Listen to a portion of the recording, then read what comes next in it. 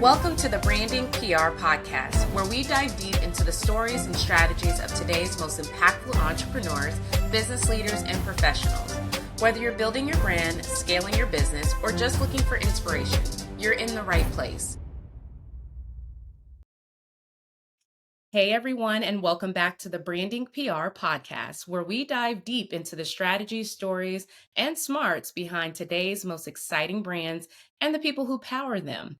I'm your host, Brandi Sims, PR pro, speaker, and founder of Brandinc PR. And today's guest is someone I'm thrilled to chat with. Joining us is Matt Kovacs, a powerhouse in consumer public relations with over 2 decades of experience. As the president of Blaze PR, the nationally recognized consumer division of Davies, Matt has led campaigns for top-tier brands like Monster Energy, Boxed Water, and U Theory. Under his leadership, Blaze has earned nods from PRSA, Hermes, and the Communicator Awards, all while redefining what brand storytelling looks like in CPG, wellness, travel, and so much more. Matt, welcome to the show. Thank you for having me. Excited to chat. Awesome. Same here. All right, let's talk a little bit about your foundation and just your journey, right? So you've worked with some incredible household brands over the years.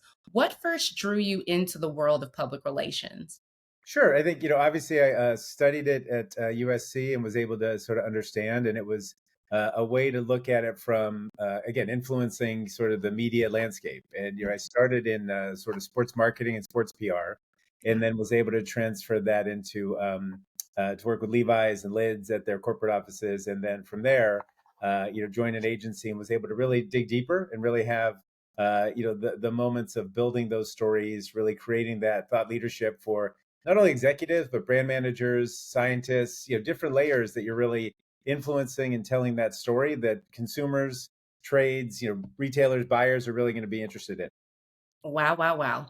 So you have worked with some incredible household brands, and this has certainly shaped how you navigate the public relations space and have done so and been successful moving forward. So that's incredible. Thank you for sharing that. So from USC to Blaze PR, can you walk us through a bit of your career path and what pivotal moments really helped to shape your leadership style?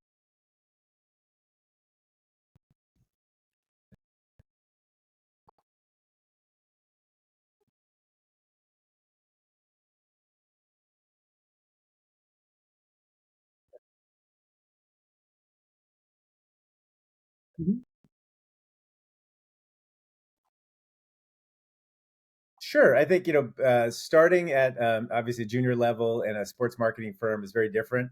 In a sports marketing firm, it's very much tied to, the sports culture.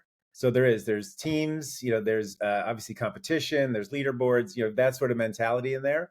So you're able to see how that really reacts from a professional standpoint. And then going in-house and working, with Levi's and with Lids. Lids was a startup at the time, 8 stores. When I left, it was 500 stores. So really learning not only the PR and marketing side, but really just the nuts and bolts of everything for starting a national brand and then watching it explode. This was at the time of Spike Lee with the red Yankees hat and Fred Durst with the red Yankees hat. So you had this headwear sort of explosion that happened, and really being a part of that and having the ability to do PR stunts, to do bigger initiatives, because the brands were all getting recognized as well from New Era and and the like. So you had a way to really piggyback on those things. And then and this was in Boston. And then really, moving back to Los Angeles and joining, a PR firm to really, again, start at that sort of director level, leading a small team, and then being able to grow that into a larger, representative of the brands and the types of work. So not just traditional media relations, but doing PR stunts, experiential, activities, and really growing not only the mind share, but then really making them into those, household names like Kleenex and Xerox and those types of things. So understanding what it takes. And then also, I was fortunate with a lot of the brands. Easton Sports is a good example, that they were inventing products that were changing sports. So Easton Hockey created a Synergy one-piece stick out of Kevlar. So hockey went from traditional wooden sticks, maybe 2-piece sticks, all the way to this one piece. And it was, obviously in Canada was a huge deal. It was on the cover of all the, not even just the sports pages, but the national news about how the game was changing because of this. So we were able to ride that type of momentum. was able to go to a couple of the Winter Olympic sports and or actual games. So able to hone in on those sports writers and be able to tell those stories directly, and then transition that into where I am now at Blaze for the past 15 years. Tell those stories, and then really go more into the CPG world. So having from Mary's Gone Crackers, Monster, pickle juice, box water, those types of stories, and all of them have really interesting narratives that they're doing. Box water with the from a sustainability standpoint, and their packaging is 91% recyclable. Pickle juice is an anti-cramping drink, and a lot of that is the storytelling of it's not brine, it's not coming from a jar of pickles. It's an actual scientific formulation that really goes after cramping. So there's ways that you're telling a bigger story, and it's not we're not having to make up stories or really have to do those elements. The aspects of working closely with the clients, also with as I was saying before, not just like the day to day, but the scientists, the brand managers, people that are helping to craft those stories and how those narratives need to be told to, again, whoever their targets are. If it is the, the buyers and retailers, or if it is general consumers. So that's the way that we really look at it from that, lens. Thank you so much for sharing that and how those moments really help to shape Mhm. your leadership style and your approach moving forward. All of those experiences were so impactful and so meaningful. So tell me a little bit about your early vision for Blaze PR and how has that really evolved over the last few years? Yeah, I think, it's interesting, and I'll start backwards. The past Yeah. probably 3 years, we've won Best Places to Work for PR Week, LA Business Journal, Inc., Yes. so those types of things. So I think that's where you sort of get, and that's not the end of the story, but that's a big part of being able to Big build that part. culture. And I think when I started, Blaze in all those aspects, we had, interesting clients. We had, the team probably wasn't, in the right spaces. So what I tried to do was really incorporate that type of, back to my first agency of from a sports standpoint, make it more of a team approach, make it much more elements of we're all working towards the common goal, et cetera. So I Mhm. think that's a big part of what we've become, and really look at it from the team approach for clients. So Yeah. clients don't feel like it's a game of telephone if they have a question. We have all our different aspects where it's going to everyone, so you have an understanding of, okay, what where are we in different things. When we have our status calls, we all approach it as a team, and we all have different parts to explain. So the clients feel like they're getting a bigger team and that we're part of that. I think the other Yeah. thing is, from a culture standpoint, again, trying to have those moments of obviously, you can do the lunch and learns, and bring the whatever it is, food, and all those types of things in a office environment.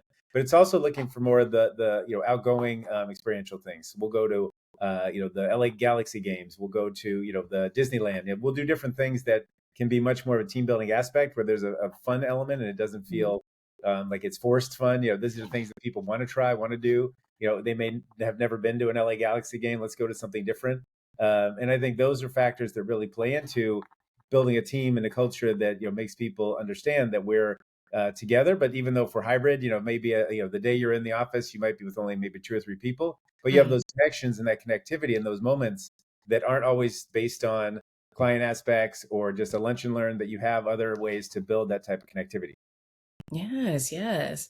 That definitely is. It's something that likely changed the game early on from the very beginning and how you approach the overall structure and Sure, strategic sure, vision of Blaze PR for sure. Absolutely. All right. So let's talk a little bit about campaigns and case studies. sure. So your team has helped lead both iconic brands and startups through major moments, and you've already mentioned a few of them, like Monster Energy, just in this conversation. Can you share a campaign that you were particularly proud of, and what made it successful in your view? Yeah, I think with boxed water is really interesting because the actual plastic bottles and plastics really obviously it's been out there forever, and about the big garbage dump in the Pacific Ocean. But Yes. during COVID, that really took off because of all the we were all wearing whatever plastic gloves, the masks, and the Hmm. bottled water really took off. But within that, boxed water is again 91% recyclable, and Hmm. it was an opportunity. When you look at it from hospitality standpoint. You go to a hotel and they used to have the bottles of water out, but no one wanted to have Dasani or Aquafina is not if you're it's a luxury brand, that's not really a brand that you want to have together.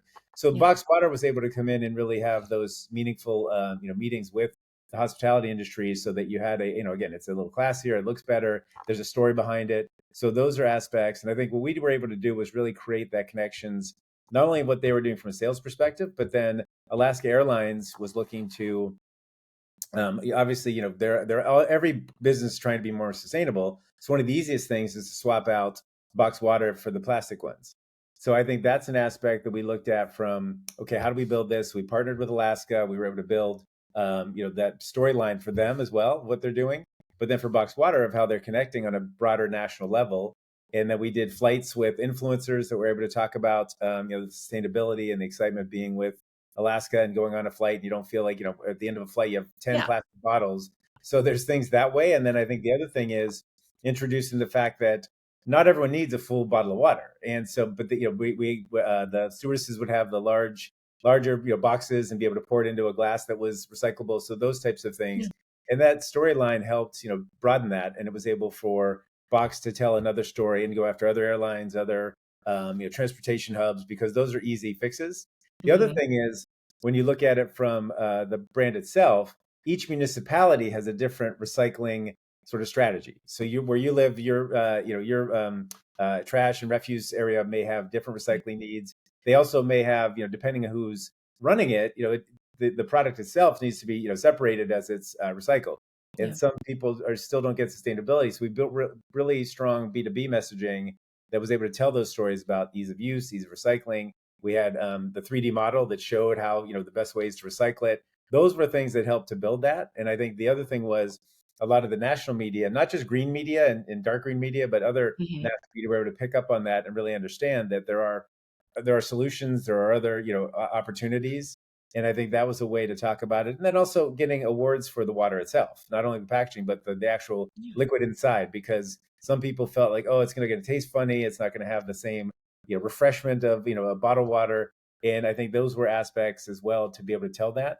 And I think the last thing was being able to tell the story, that it's in Flint, Michigan, to talk about the water coming from, the purity, the quality of water from Michigan, and Hmm. how it was put together, and all the interesting dynamics that go with that, because it's a whole different machinery you need to build, because they come flat, it's cardboard, and then you need to build it up into the box aspect and have it be, obviously packaged together.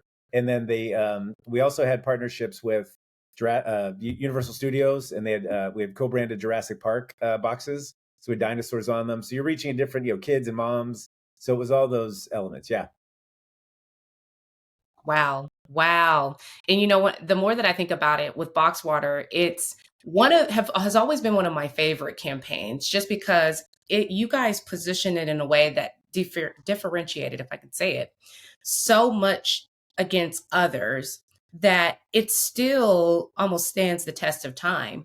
Every Mhm. time I go even into my grocery aisle, I see box water, and it's just like it's almost a set aside from the others. Right. It really, really, truly had an impact. So to hear that this was something that was one of your favorite, and Mhm. one of those moments that you were most proud of in terms of campaign, I think that's incredible, because it did make an impact, and I can certainly still see that impact Great. just in shopping Mhm. today, and seeing how different it just is compared to the other water brands. I mean, that's incredible.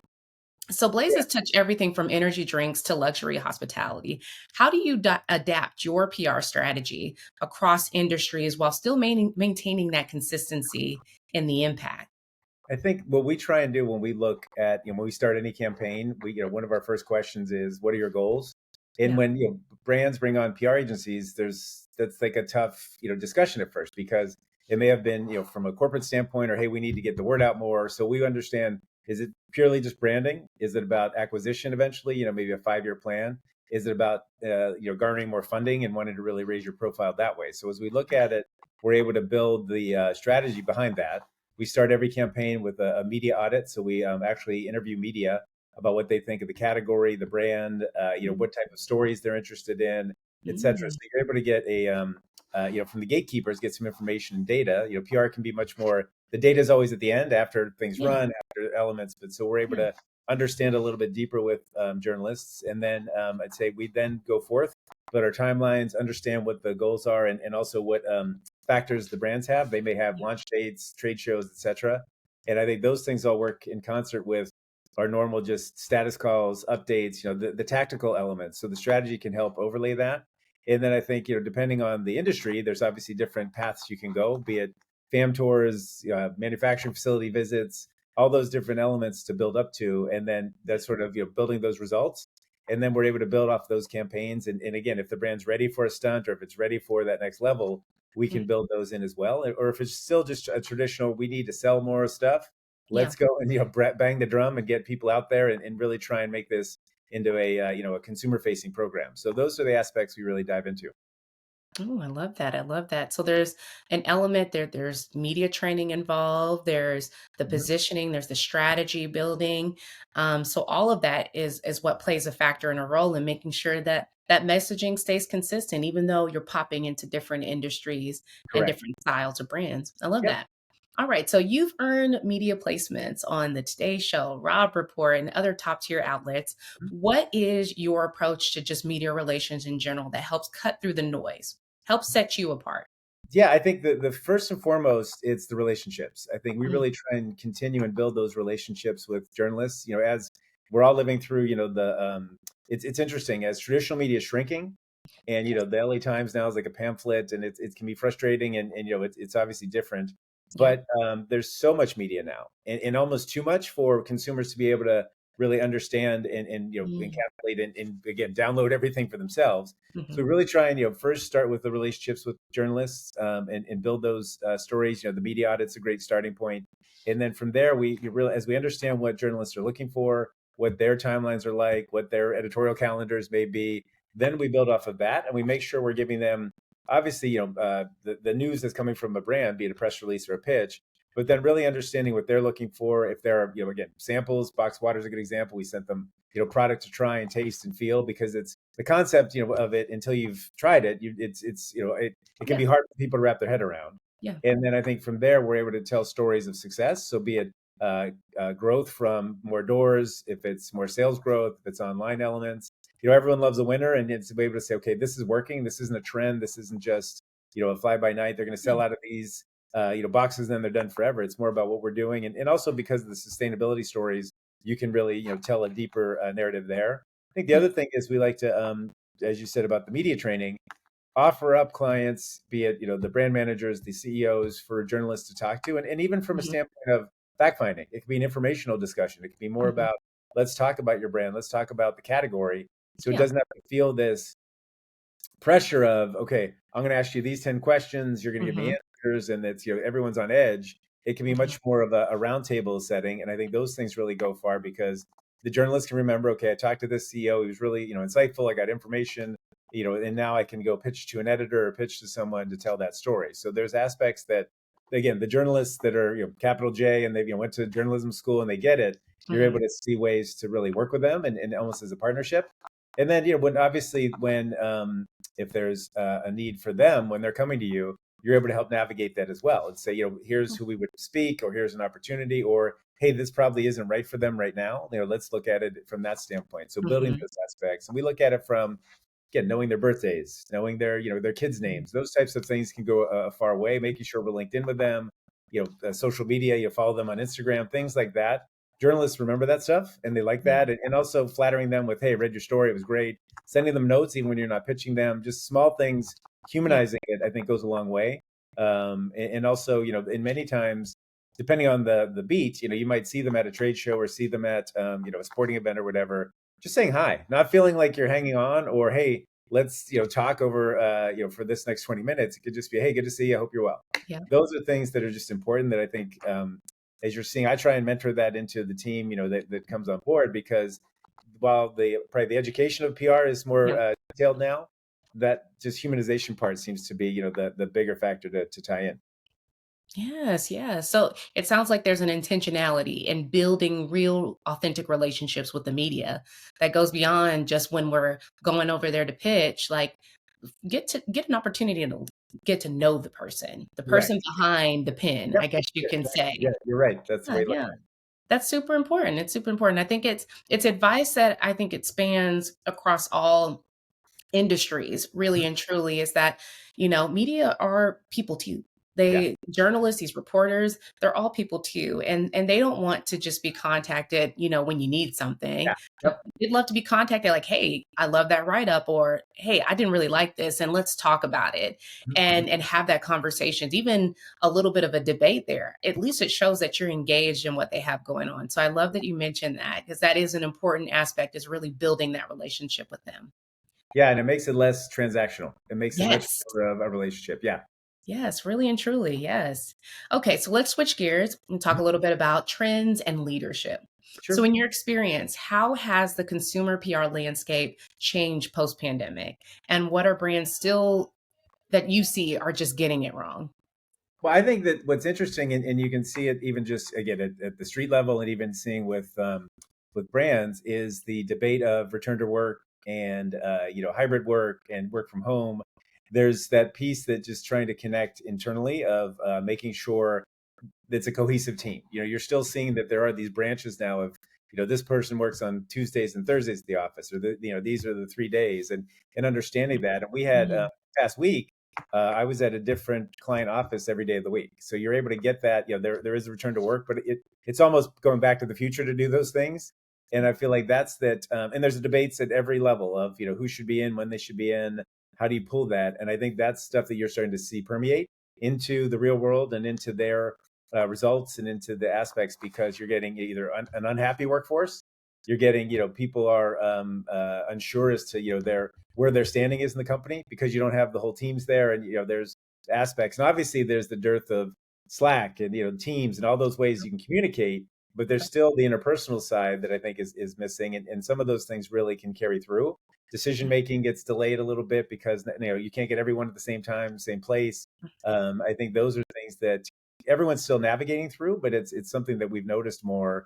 And again, journalists can notice it too.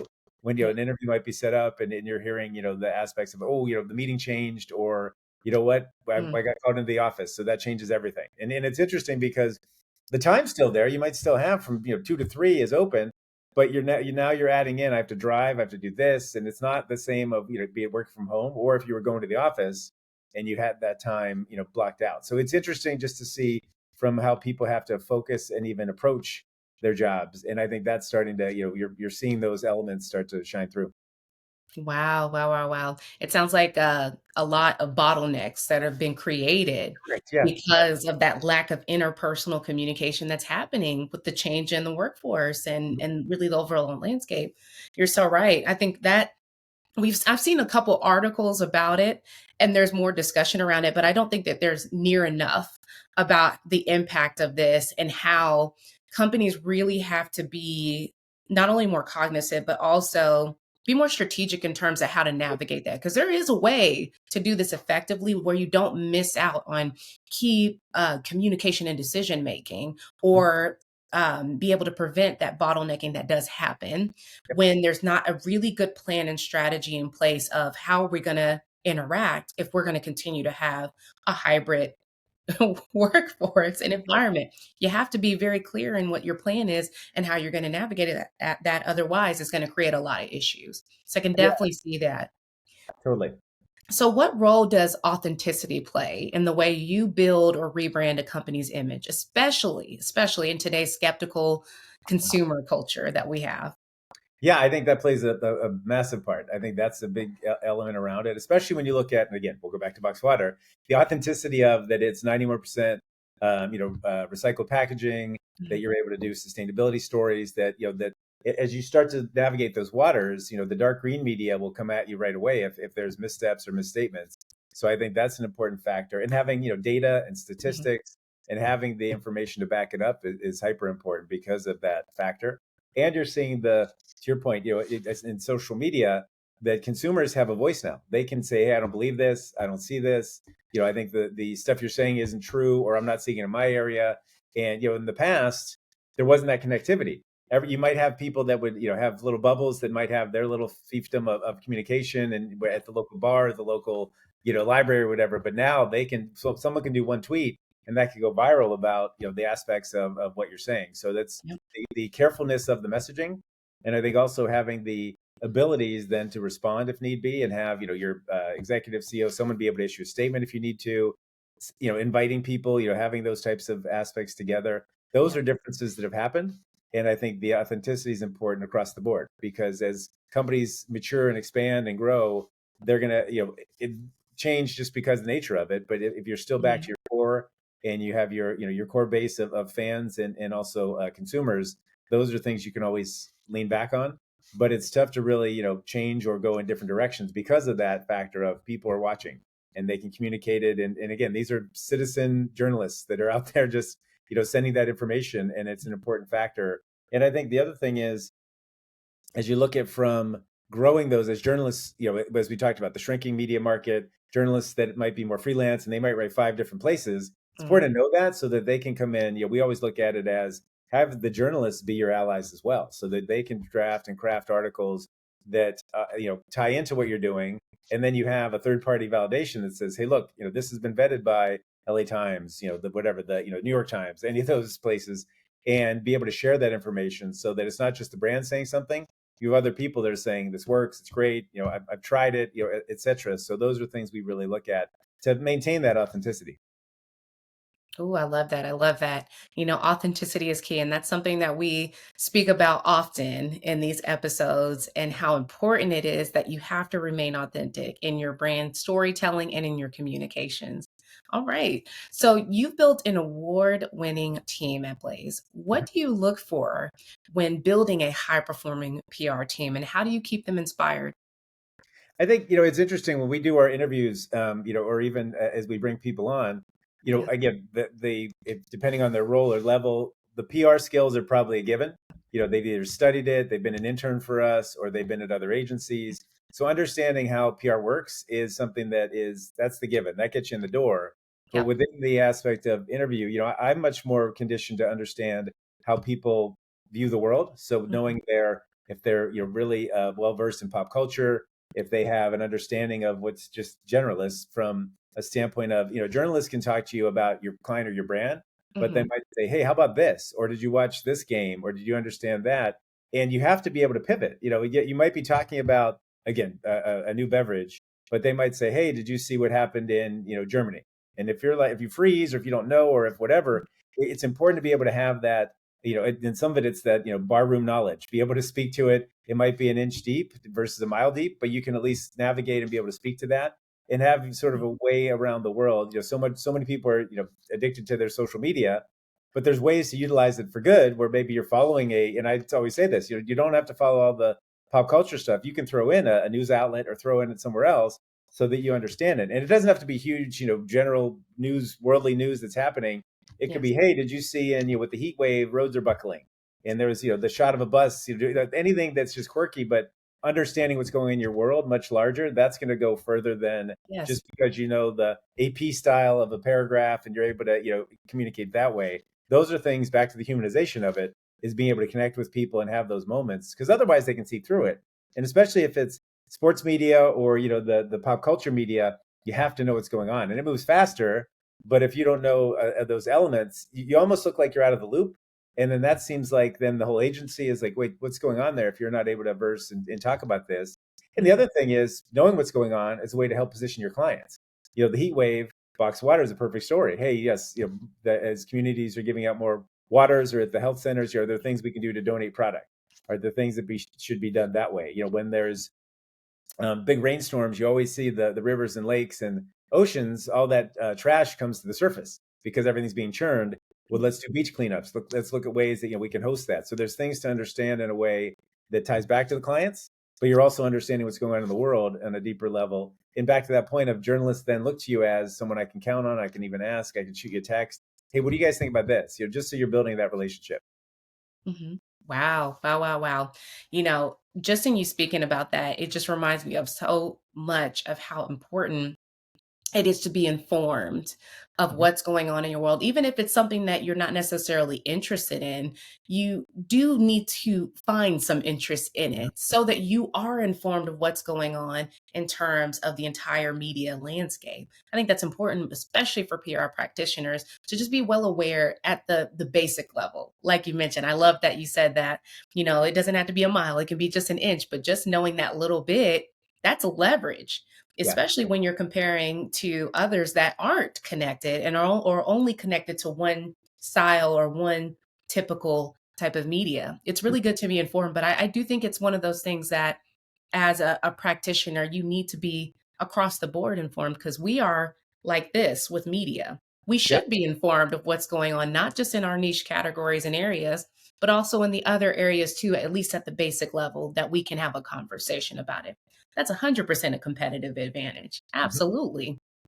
All right, so let's talk about some advice.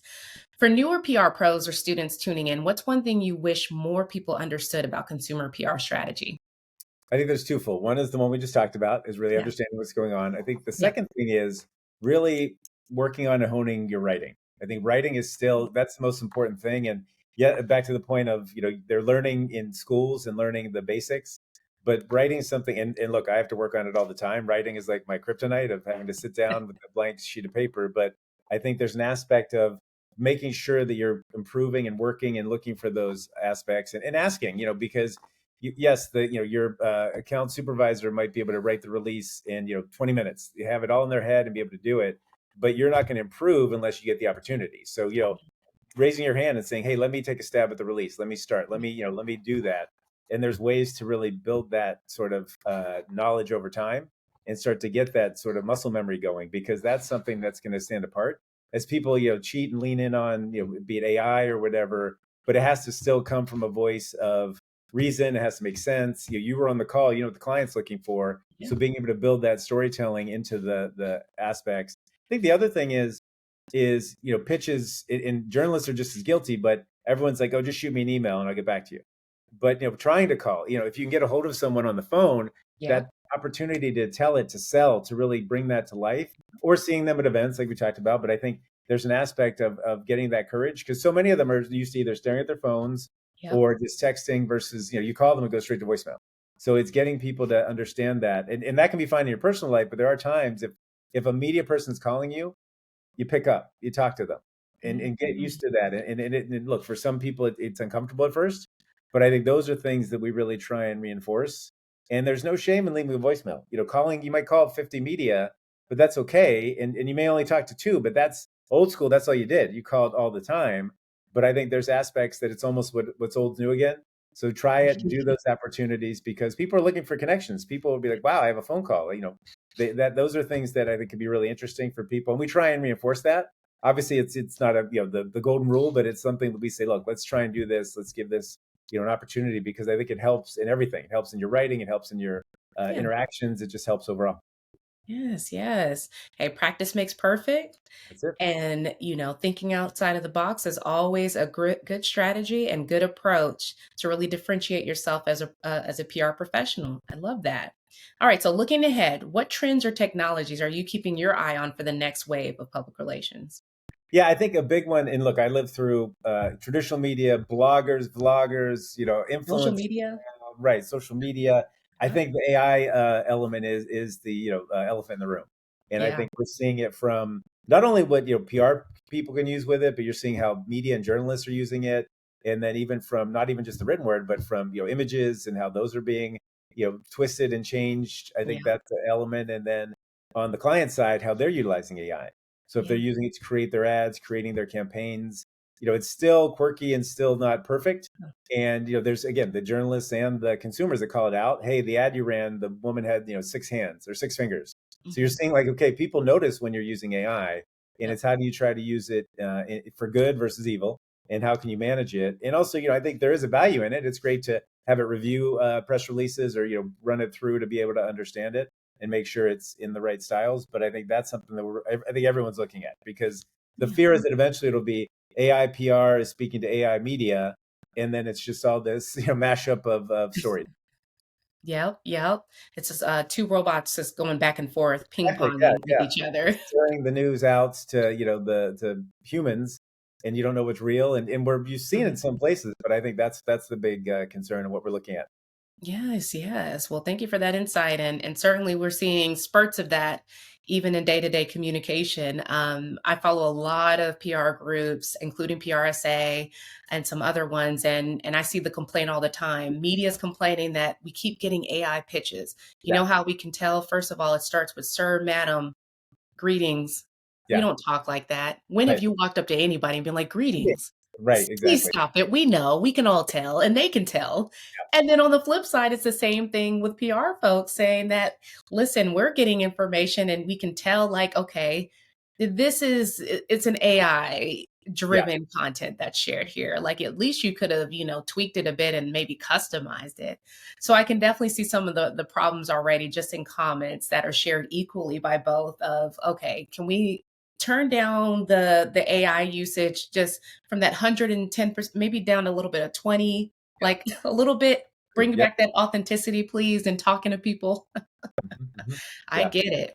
All right. And so finally, what's next for you and Blaze? Any exciting projects or expansions on the horizon? Yeah, we've actually. What's been interesting is we've had a couple big PR stunts and bigger international events that have happened. So it's fun. With the brands we're working on, we did a whole free gas for college kids. It was the launch of a new Nice. product. So they came to a gas station, showed their ID, tried the product, and then they got a free tank of gas. So we stopped traffic. You had the line. So you're seeing people wanting to do more stunts. We had another brand recently take over some 7-Eleven stores in Southern California, and they gave out free crypto if you bought for the cans, and it was a big crypto play. But you're having brands start to take chances again, which is fun and different and interesting. Obviously, the traditional aspects were there: the press release, the pitch, inviting the media, the coverage. But it's Hmm. brands are starting to do that, and for us to be able to obviously jump on top of it and make the ideas better, and be able to say, okay, this is how it could work in this part of town, this be it the state, this the United States, et cetera. So you're seeing those aspects come to life, and I think it's interesting for a lot of my team that maybe haven't done stunts before, living through Yeah. COVID and doing those things. So to go out and again be on site for 5 days for an event, do those things. It makes them uncomfortable. It's different. It's icky. It's not. I could sit at my desk at home, do my work, and just plug away and stare at the screen. So those are things I think that are exciting for again making well-rounded practitioners. I love that. Love it. And that's a perfect segue to wrap up today. Matt, thank you so much for joining us today and pulling back the curtain on what it takes to shape standout brands in today's market. Your perspective has been staying innovative, grounded, and results driven. It's super inspiring. It's inspiring, totally. Thank you so much for that. Now, please tell us, where can people connect with you, and where can they find out more about what you have going on? Yeah, I would say easiest is obviously our website, so blazepr.com. And then LinkedIn is always just a good aspect, either myself or our Blaze PR page. All right, awesome, awesome. Well, for those listening, if you enjoyed this episode, don't forget to subscribe, leave a review, and follow us on social media as well at Brandinc PR, Brandinc PR, for behind the scenes clips, tips, and upcoming guest announcements. Until next time, keep building your brand and remember, your story deserves to be heard. See you guys next time.